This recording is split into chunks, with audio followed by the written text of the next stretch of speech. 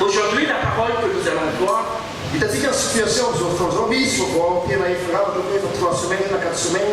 nous voyons actuellement les actualités parce que ça fait 3 semaines passées.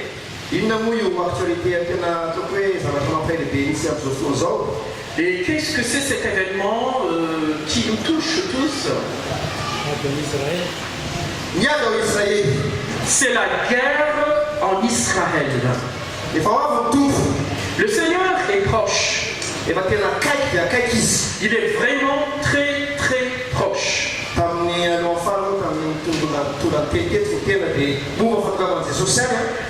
J'ai prêché la dernière fois concernant l'avènement du Christ. Et nous allons continuer sur ce thème aujourd'hui.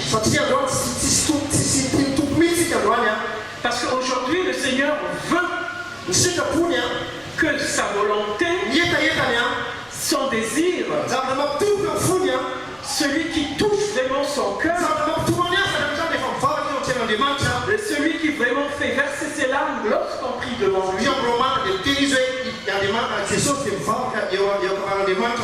Parce que dans le livre des Romains, il est écrit que Jésus intercède à la droite du Père. Il prie, il intercède. Et quand il reviendra,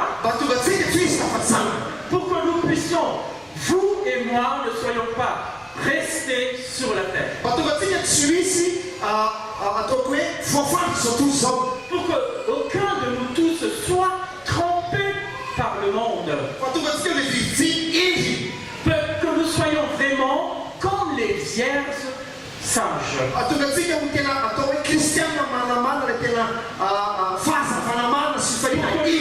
Pour que nous soyons vraiment de vrais chrétiens qui a la lumière et la joie du ciel.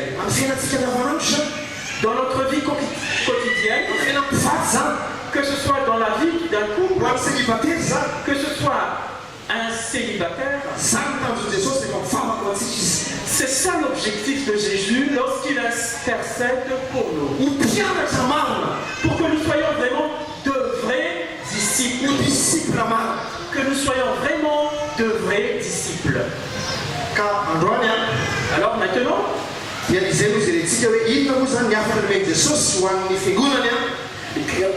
on va voir alors quel est le message que Jésus a laissé pour l'Église. Pour vous aussi. Vous qui ne savez pas qu'après votre mort, vous irez où? Jésus aussi va revenir bientôt. Et ceux qui ont cette assurance vont être avec lui dans le ciel. Et si toi tu n'as pas cette assurance, alors je vous dis sincèrement, vous allez encore vous souffrir sur ce monde.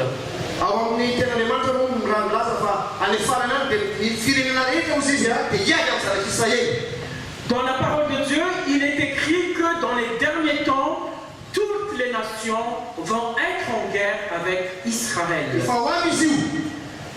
Ça va venir. De plus en plus, ça va en préparation. Alors on voit actuellement qu'il y a quelque chose qui se prépare dans le monde. Et nous voyons cela dans le livre d'Ézéchiel, chapitre 38.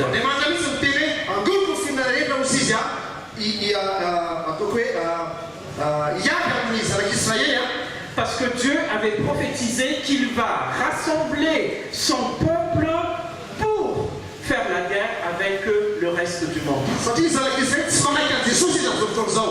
Parce qu'actuellement, ils ne croient pas en Jésus-Christ. Vous aussi, vous êtes pareil. Parce que ce que Jésus veut pour nous, c'est que lorsqu'il sera dans les nuées, nous serons enlevés vers lui. Et vous, si vous n'avez pas cette assurance-là, Dieu, le Seigneur, il a quelque chose à vous dire. Allons dans le livre de l'Apocalypse, chapitre 2. verset 2.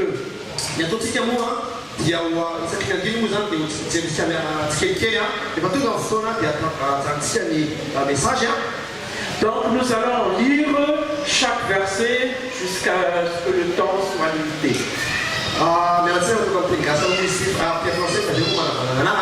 Donc il va lire en français. Au nom de Jésus. Si vous n'avez pas ouvert votre Bible, c'est affiché sur l'écran. Je connais tes œuvres, ton travail et ta persévérance. Je sais que tu ne peux supporter les méchants, que tu as prouvé ceux qui se disent apôtres et qui ne le sont pas, et que tu les as trouvés menteurs. On va arrêter sur ce verset-là.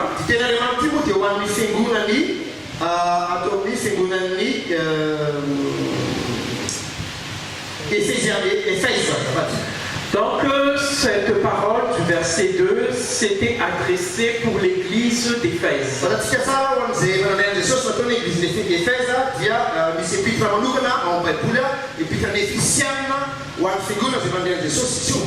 Donc pour nous qui ont Christ et qui ont lu l'épître d'Éphèse, c'est pour cette église-là que cette parole s'adresse.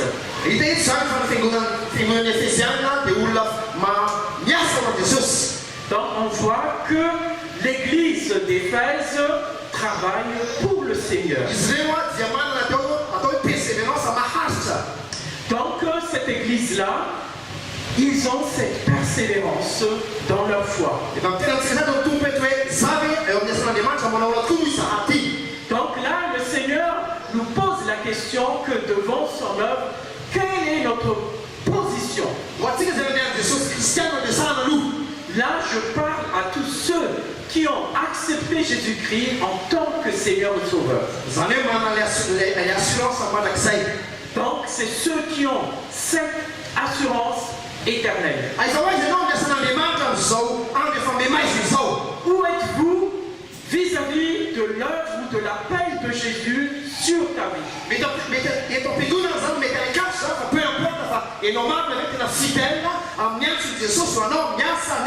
Alors, où que vous soyez, que ce soit ces œuvres chez vous, dans la famille ou à l'église, la question est que où êtes-vous avec l'appel de Dieu sur votre vie?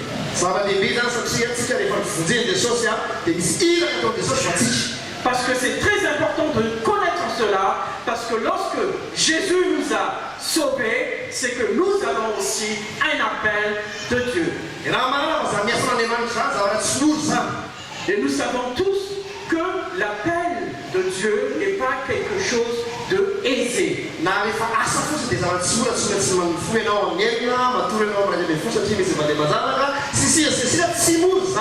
Parce que dans votre vie quotidienne, vous avez toutes les tâches et les responsabilités familiales à effectuer. Donc, c'est pas facile d'accomplir aussi l'appel de Dieu. Il faut la persévérance. Parce que la parole de Dieu dit que la persévérance est un produit spirituel.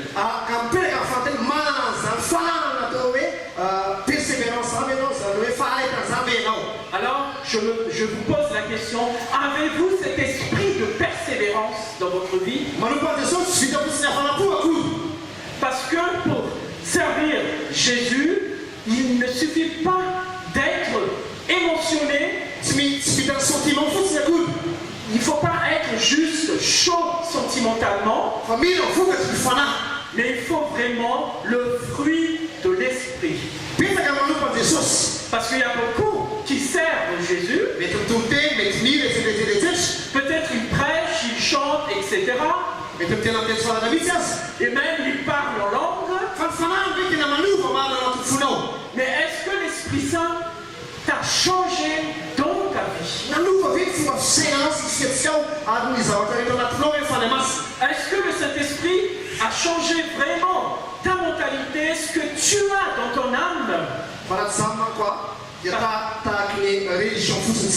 Parce que sinon, s'il n'y avait pas eu cette transformation dans ton âme, c'est que tu n'es qu'un religieux. Nous, on parle de nous tous, hein, chacun de nous, tous ici. Parce que c'est très important de mettre un point là-dessus que si le Saint-Esprit ne nous transforme pas, nous n'irons pas loin avec le Seigneur. Peut-être il y aurait des produits, mais ça ne va pas aller loin. Parce que le produit de la chair donne ce qui est la chair. Et celui qui vient de l'esprit reste spirituel. Alors pour nous qui servons le Seigneur, acceptons-nous vraiment que le Saint-Esprit nous change et que nous produisions le fruit spirituel venant de la parole de Dieu. Parce que la production n'est pas uniquement la quantité ou chiffre. C'est pas seulement aussi pour dire « Ah, c'était magnifique, c'était bien ». Mais il faut qu'on voit dans votre vie quotidienne le fruit de l'esprit.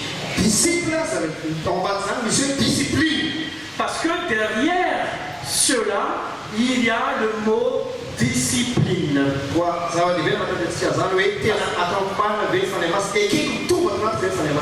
Alors c'est très important de savoir que est-ce que vraiment le Saint-Esprit est en moi pour me changer. Je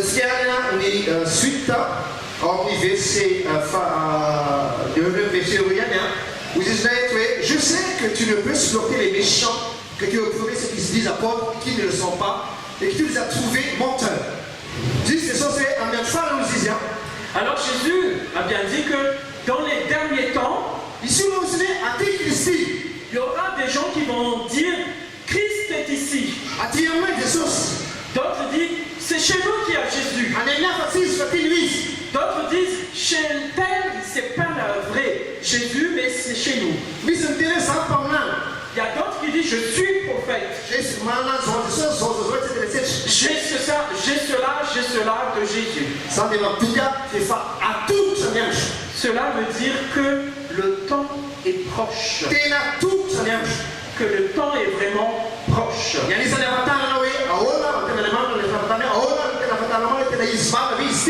Alors, d'après la parole de Dieu, comment saurons-nous que c'est la véritable?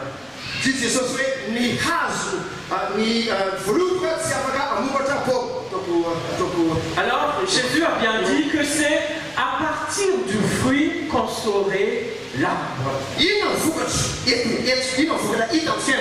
Quel est le produit de ma vie?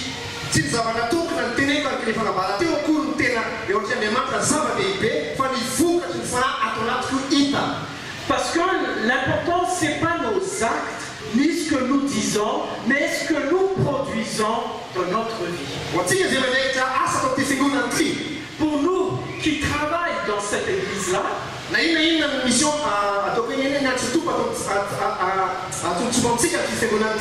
parce que quelle que soit notre mission dans cette église, quelle que soit cette mission-là,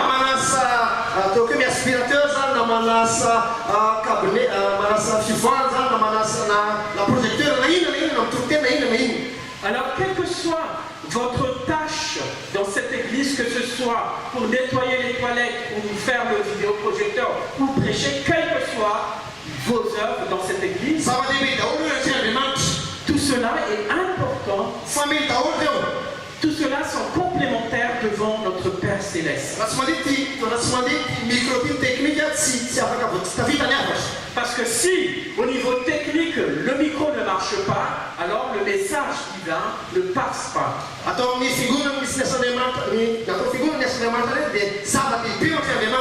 Parce que toute tâche dans cette église, quelle qu'elle soit, est très importante devant Dieu.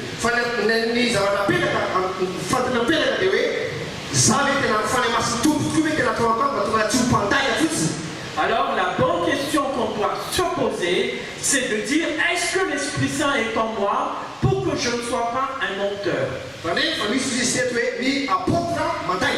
Parce verset-là, il est bien écrit qu'il y a des apôtres, mais des apôtres menteurs. Peut-être tu prêches. Peut-être tu fais des travaux dans cette église. Et pourtant ta vie ne change pas. Et que tu n'acceptes pas que le Saint-Esprit te change. Faites attention parce que cela va vous tromper.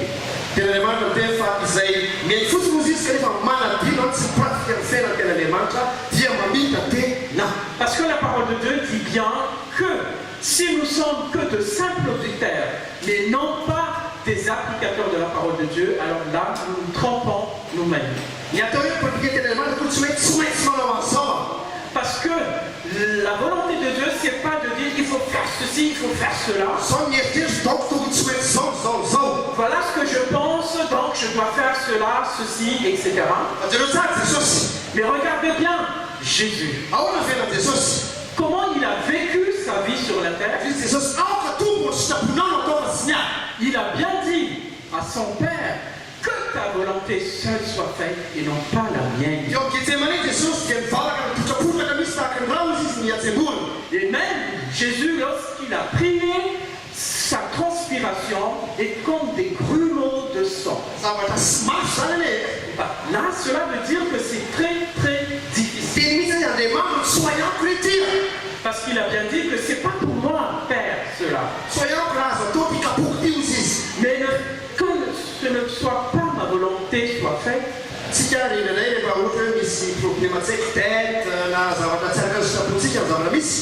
Et nous, en tant qu'être humain, lorsque nous avons des difficultés, par exemple des dettes ou des problèmes dans notre vie,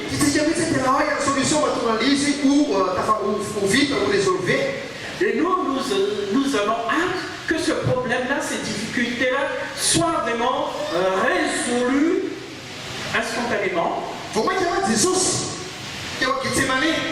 Et pourtant, quand Jésus était à Gethsemane, il a bien su ce jour-là, au moment où il a prié à Gethsemane, qu'il va souffrir sur la croix. Mais en tant qu'humain, Jésus, il a compris que c'est trop dur pour sa chair de supporter cette souffrance à la croix. Mais malgré cela, il a bien prié, Père, que ta volonté seule soit faite et non pas la mienne.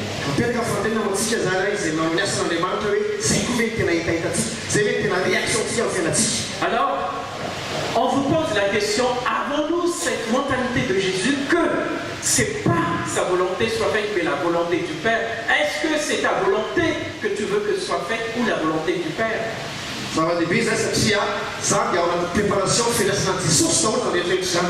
Parce que cela est très important, parce que c'est une préparation pour accueillir notre Seigneur dans les nuées. Parce que la clé pour accepter Jésus en tant que Seigneur et Sauveur,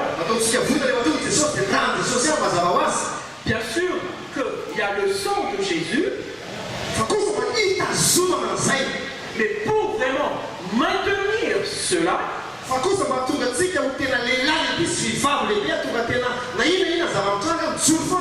et pour que nous soyons des hommes et des femmes matures, et que notre foi soit ferme, quelles que soient les circonstances, parce que nous savons tous qu'il y a tellement énorme de tentations sur cette terre.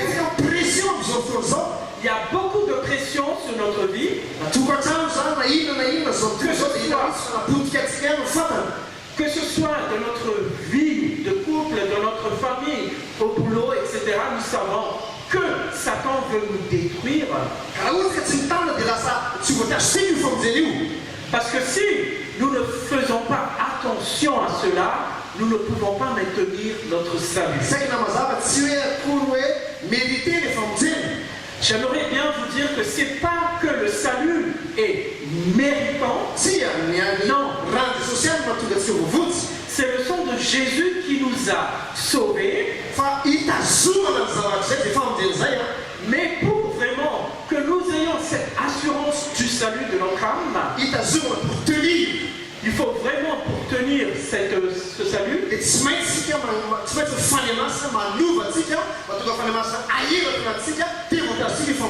faut que le Saint-Esprit vraiment nous change, nous fortifie pour tenir ce témoignage.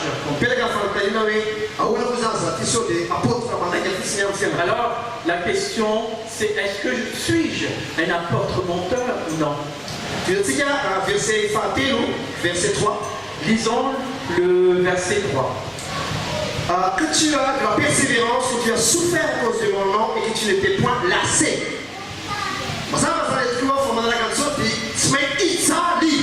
Là, il est bien stipulé dans ce verset que nous allons souffrir. Évidemment, actuellement, dans notre vie quotidienne, nous souffrons déjà.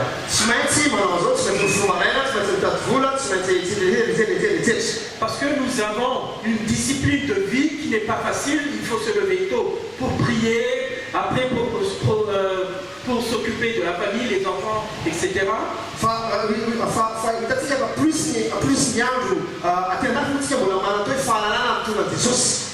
Bien sûr, ici en France, nous avons encore la liberté de prêcher Jésus-Christ.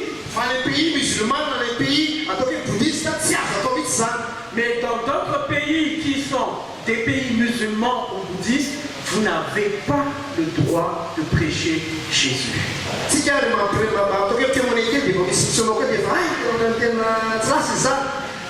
Nous ici, dès qu'on nous demande de témoigner dans la rue, tout de suite, on a peur, on a cette appréhension. Mais là, il est bien clair, il est bien écrit que les enfants de Dieu vont souffrir. Ceux qui suivent Jésus, ils vont passer par des temps de souffrance. Et la parole de Dieu dit que les disciples suivent son maître.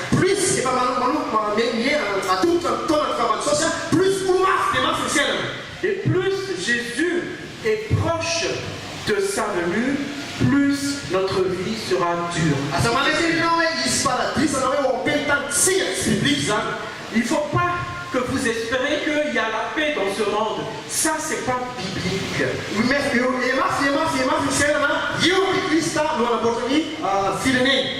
Et la vie sur cette terre va être très dure, parce que l'Antéchrist aussi, il est en train de préparer son monde. Il faut que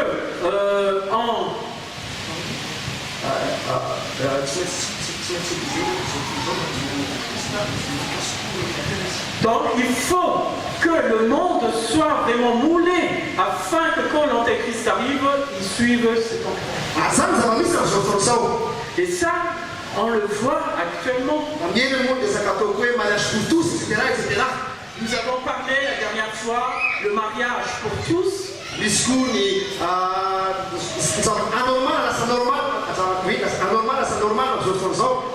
en ce moment, il y a beaucoup de choses qui étaient anormales, c'est devenu maintenant normal actuellement. Et la guerre qui se passe en Israël, ça va être encore de plus en plus dur. Alors la question qu'on se pose, c'est que es-tu prêt à vraiment tenir Jésus-Christ ferme? Et c'est pour cela qu'il est très important d'accepter le Saint-Esprit pour nous changer maintenant. Parce que si ce n'est pas ça, tu ne seras pas arrivé au bout. Parce que si ce n'est pas le Saint-Esprit qui va te changer, tu n'arriveras pas à tenir ton salut. Parce qu'il y a tellement de gens chrétiens qui font n'importe quoi actuellement.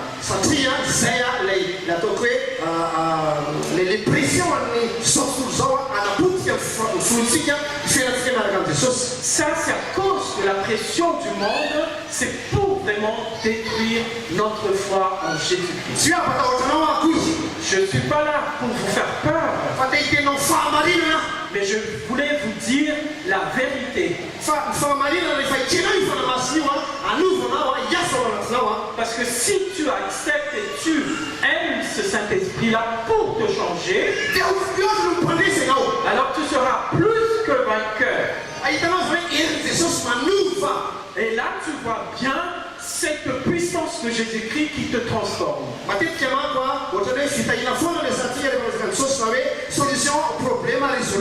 Parce que souvent, lorsqu'on parle de Jésus-Christ, c'est toujours bénédiction, bénédiction, bénédiction, ou solution, solution, solution à nos problèmes. C'est vrai, nous avons besoin de cela. Mais si ça ne te transforme pas cela, si ça ne nous transforme pas cela et que ça impacte notre environnement, c'est comme la parabole du semeur où lorsqu'on a semé, ça poussait, mais après le soleil a brûlé le produit.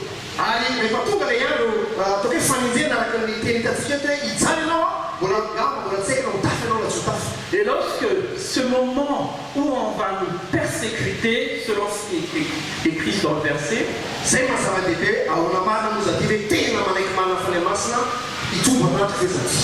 alors c'est pour cela qu'on doit savoir exactement si nous avons le Saint-Esprit en nous.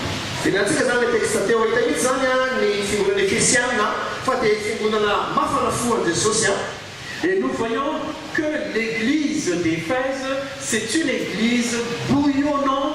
Ils œuvrent pour Jésus-Christ, ils sont persévérants.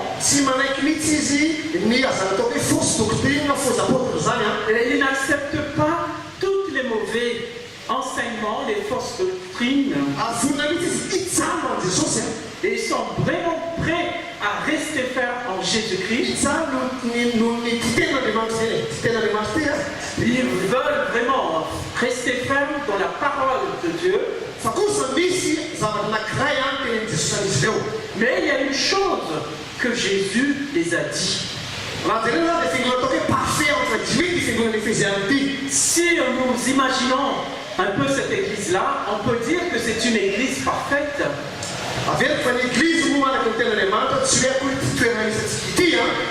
J'aimerais vous dire qu'une église, ce n'est pas le bâtiment.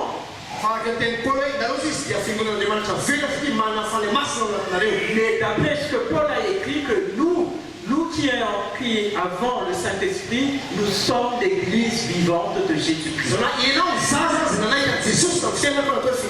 C'est-à-dire que l'église, c'est toi et moi qui avons accepté Jésus-Christ. Et c'est dedans aussi, il y a l'assemblée des frères et sœurs.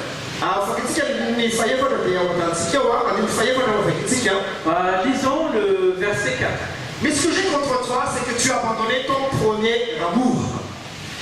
Tu es un insuméteur, donc tu es tombé. Réponds-toi, pratique tes premières œuvres, sinon je viendrai à toi et j'ôterai ton chandelier de sa place, à moins que tu ne te répètes.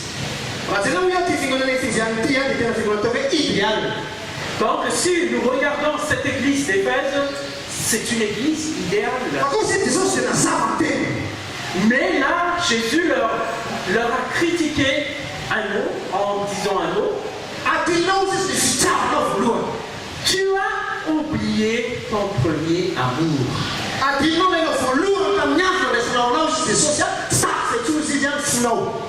Tu as oublié le jour où tu m'as accepté comme Seigneur et Sauveur, tu n'es plus comme cela maintenant. Donc, je demande à chacun de nous tous de penser un peu à votre passé. C'est pour vous qui ont déjà accepté Jésus-Christ.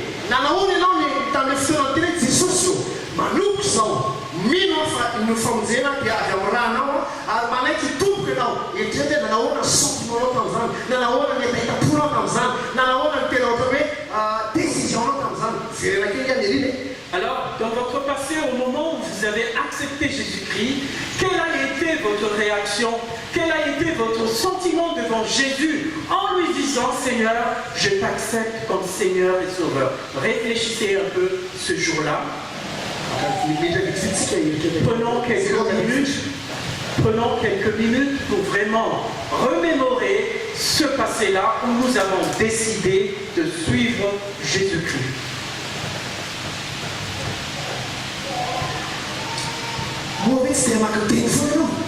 Alors, en ce temps-là, je suis sûr que ce jour-là, vous êtes bouillonnant.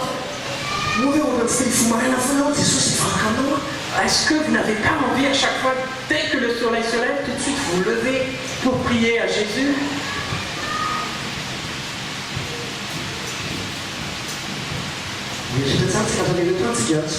Alors, vraiment, remémorez votre premier jour avec le Jésus comme sauveur de votre vie.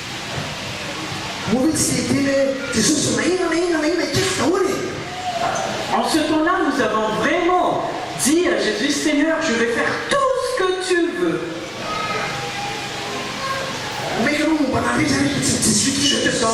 Je te donne tout, toute ma vie, je te donne.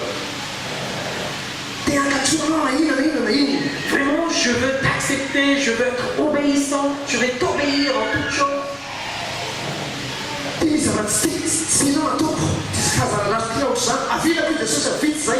Oui, Seigneur, j'ai des mauvaises habitudes, des péchés, mais maintenant j'arrête de faire tout cela. Mon mauvais caractère, je vais laisser tomber. C'était vraiment cela ton désir quand tu as accepté Jésus le premier jour de ton acceptation de Jésus. Moi, j'étais vraiment complètement comme ça parce que je suis quelqu'un qui jure par les paroles. À chaque fois que je dis une phrase, il y a toujours des vocabulaires de gros mots. Quand j'ai accepté Jésus-Christ, j'ai dit, je laisse les gros mots. Aide-moi Saint-Esprit, change-moi Saint-Esprit. Alors, je suis sûr que vous aussi, vous êtes pareil le jour où vous avez accepté Jésus-Christ. Alors maintenant, faites la comparaison de ce passé-là à votre vie actuelle. Quel est vraiment votre premier amour actuellement?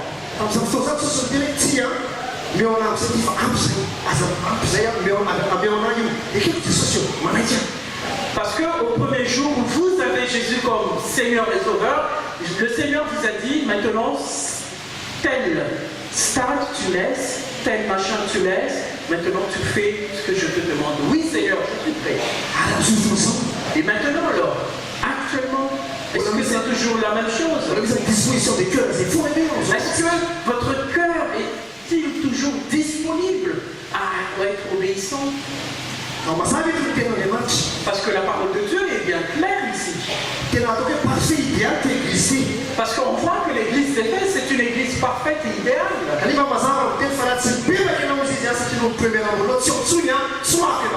Parce que là, ce que j'ai contre toi, dit Jésus, c'est que tu as abandonné ton premier amour.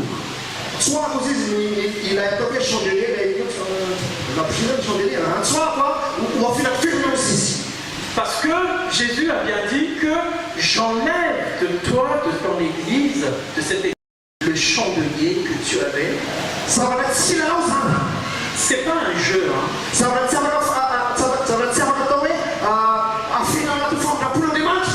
On ne peut pas cacher cela, ce manque d'amour, dans la miséricorde de Dieu. Parce que là, la parole écrite est bien claire que si tu ne te réponds pas, je t'enlève.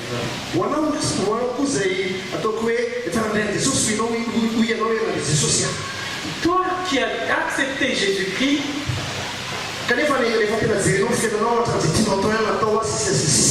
tu as accepté Jésus-Christ, mais actuellement, tu fais ce que tu veux.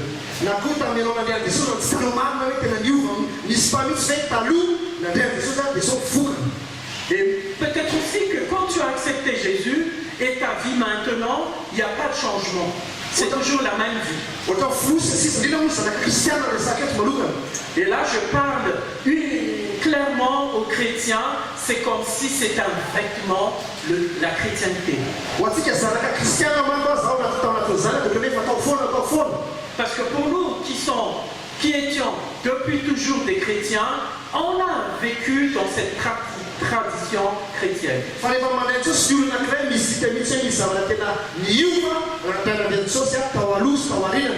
Parce que tous ceux qui ont accepté Jésus-Christ, on voit bien le changement dans leur vie.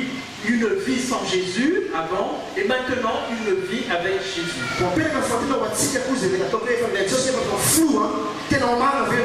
Alors pour nous qui ont accepté Jésus-Christ, quelle est notre vie actuelle? Est-ce que tu as vraiment vécu ton premier amour de Jésus? Parce que si tu n'avais pas cette première amour de Jésus-Christ, alors ce serait une fausse conversion. Là, peut-être je parle avec des mots durs, mais là, Jésus était bien clair, ton premier amour.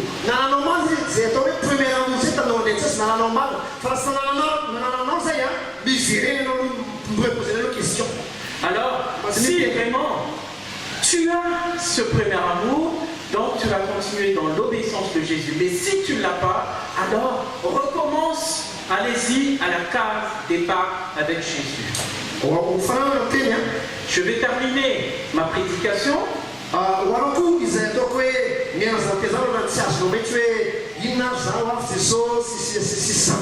Toi qui m'avais écouté, tu ne comprends pas ce que je voulais dire quand je parle que Jésus revient bientôt. Parce que toi, quand tu mourras un jour, tu n'es même pas sûr d'avoir le salut. Ce que j'aimerais te dire, c'est que Jésus t'aime. Il veut te sauver. Il veut te donner la vie éternelle maintenant. Mais ce que Jésus te demande, que tu acceptes que Jésus entre dans ta vie. Cela ne veut pas dire que tu vas changer d'église.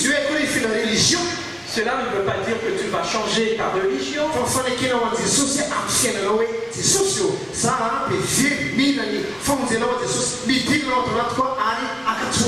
Ce que je te demande, c'est d'accepter Jésus en lui disant, Seigneur, je suis un pécheur, entre dans ma vie, change ma vie. Veux-tu vraiment que ta vie change? Est-ce que tu veux vraiment sentir qu'à l'intérieur de toi, tu as une nouvelle vie?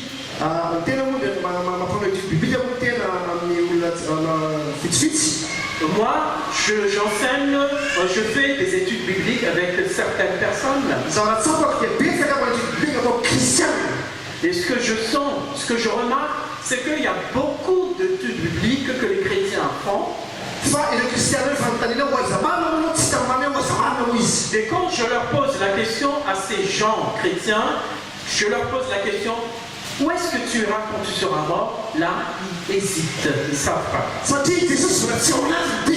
Parce que Jésus n'est pas encore dans leur vie. Parce que si Jésus est exactement dans ta vie, alors tu seras dans la certitude que tu auras le salut.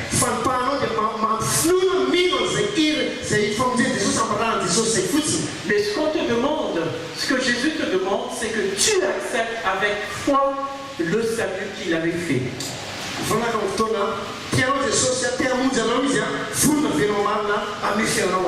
Alors, je repose la question que veux-tu que ta vie change? Parce que Jésus veut te sauver, il t'aime. Souviens-toi, donc tu es tombé, réponds-toi, pratique tes premiers œuvres, premier amour.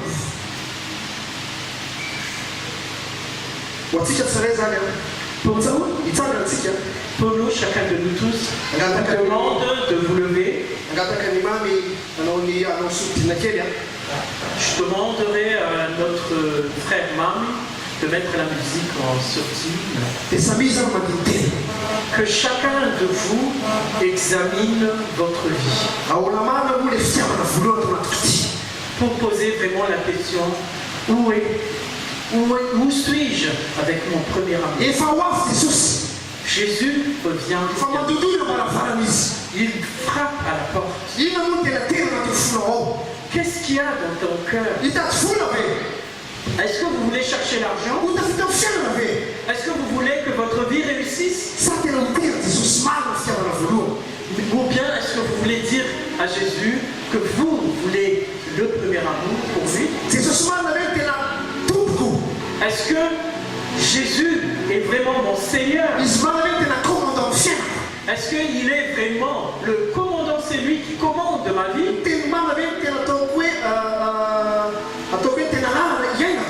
Est-ce que vraiment il est mon vrai chemin? Ou bien est-ce que je vais faire comme il plaît dans ma vie, mais quand j'ai besoin d'aide, je l'appelle? Fais attention. Parce que la parole de Dieu est bien claire. Que si tu ne te répands pas, parce que la repentance, ce n'est pas de dire à Jésus, Seigneur, pardonnez-moi, et c'est tout. Oui, c'est vrai, c'est la vérité, ça.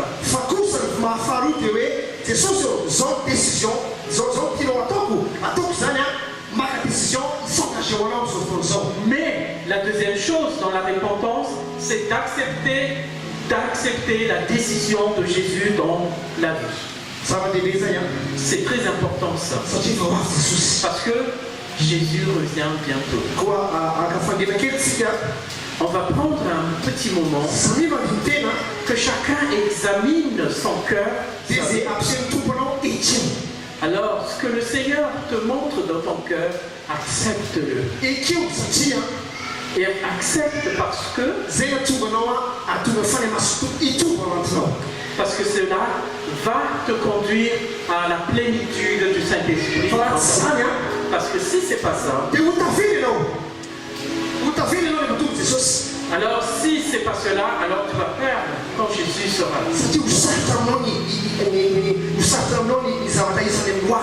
Parce que ce sera difficile pour toi des choses qui vont venir. Tu ne supporteras pas. Parce que la parole de Dieu dit que à la fin des temps, l'amour de la parole refroidisse. Il y a une raison à cela. C'est pas un jeu. C'est pour cela que c'est très important ça. Alors il faut que vous vous examinez vous-même.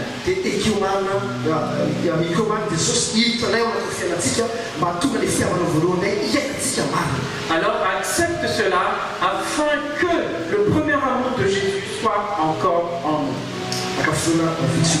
Prenons un petit moment avec le Seigneur.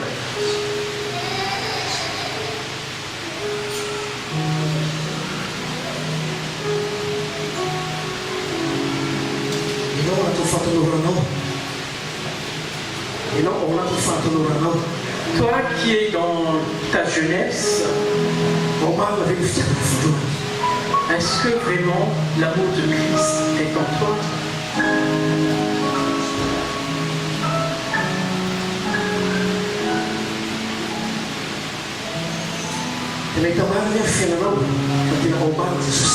Est-ce qu'on voit dans ta vie que tu as le Seigneur Jésus-Christ?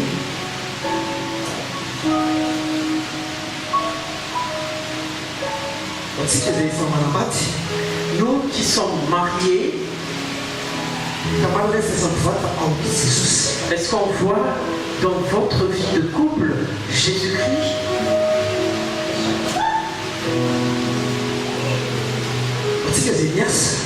Nous qui sommes travailleurs, nous qui sommes des chefs d'entreprise, Est-ce que Jésus-Christ est là vraiment?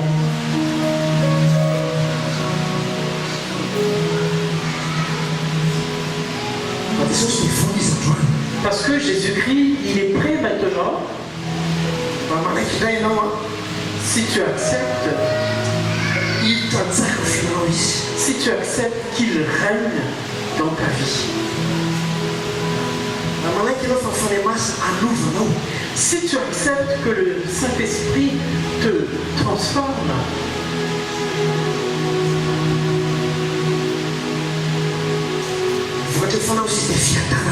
parce que le fruit de l'Esprit, c'est la paix,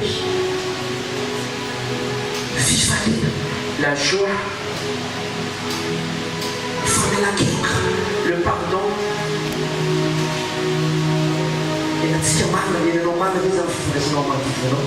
Est-ce que tu vis vraiment cela dans ta vie quotidienne? Jésus, il t'aime.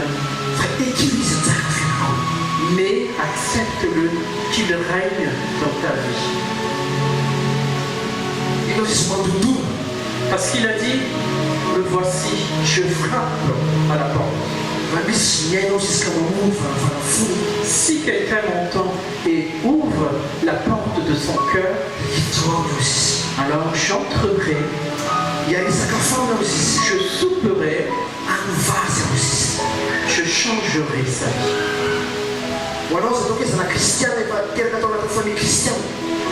Toi qui es chrétien, qui est né dans une famille chrétienne, si tu n'as pas vraiment vécu le changement de vie que Jésus a promis, c'est encore l'occasion de donner ta vie exactement.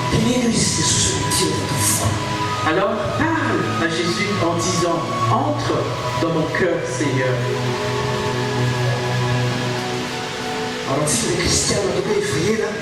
Et pour nous qui sommes chrétiens depuis des années,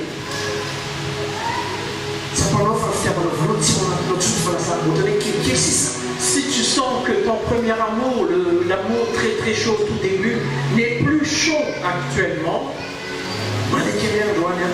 accepte alors aujourd'hui. Alors parle au Seigneur en disant, maintenant, à partir de maintenant, je vais t'obéir. Je n'arriverai pas cela, Seigneur. Mais je te demande, Saint-Esprit, viens. Il n'y a que toi seul, Saint-Esprit, qui peut le changer.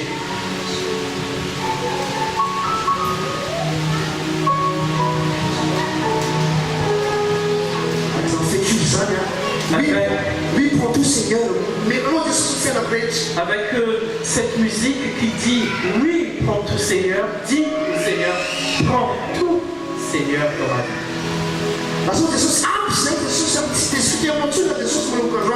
Alors ne discutez plus avec Jésus, mais disez maintenant c'est assez, je vais l'accepter dans toute ma vie. Alors comme cela, vous serez vraiment le désir, vous aurez le désir du Seigneur. Jésus va te donner cette joie. Il est cette puissance. Il est cette vie spirituelle active que vous pensez que vous l'avez perdue.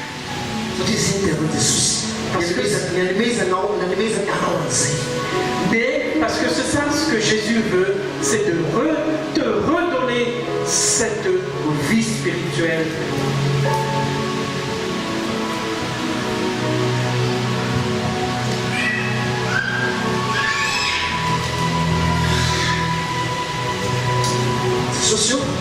Seigneur Jésus, je te remercie parce que tu vois le cœur de chacun de nous tous ici. Tu vois ce qui était ouvert aujourd'hui. Tu vois toutes les lèvres qui t'ont proclamé maintenant.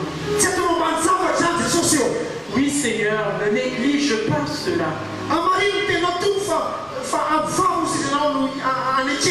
Alors confirme ta parole que c'est à partir du produit de nos lèvres que tu acceptes, chacun de nous. Ça confirme ta parole, Seigneur. Parce que tu es vrai et que tu es juste. Confirme ta parole que tu viens de nous dire.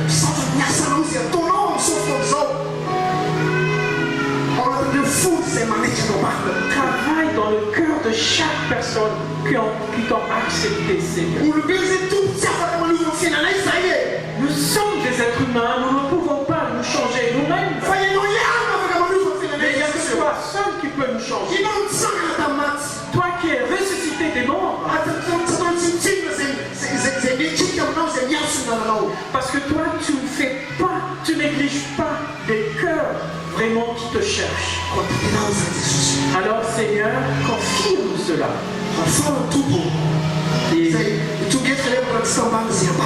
Et dernièrement, Seigneur, ceux qui hésitent encore dans ce lieu,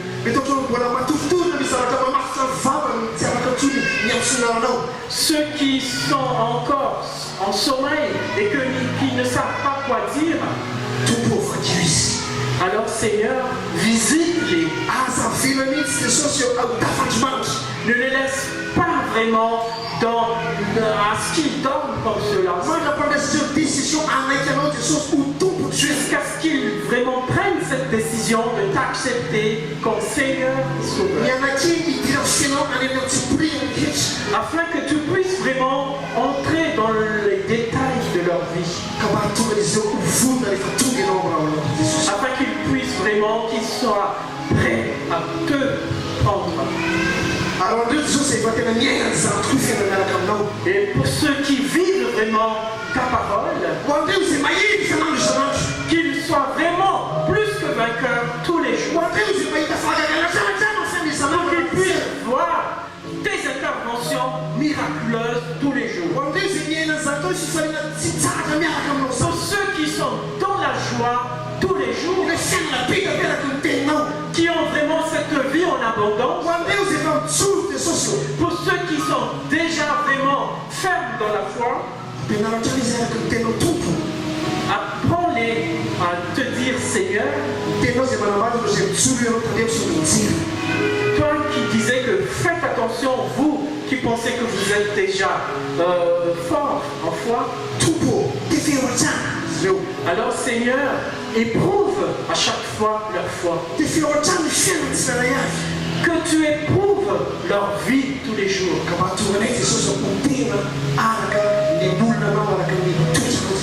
Afin qu'ils soient vraiment des vases de terre selon ta volonté. Et que toutes les bénédictions et la victoire dans leur vie soient avec eux. Merci Seigneur. Merci. Amen. Amen. Asseyons-nous.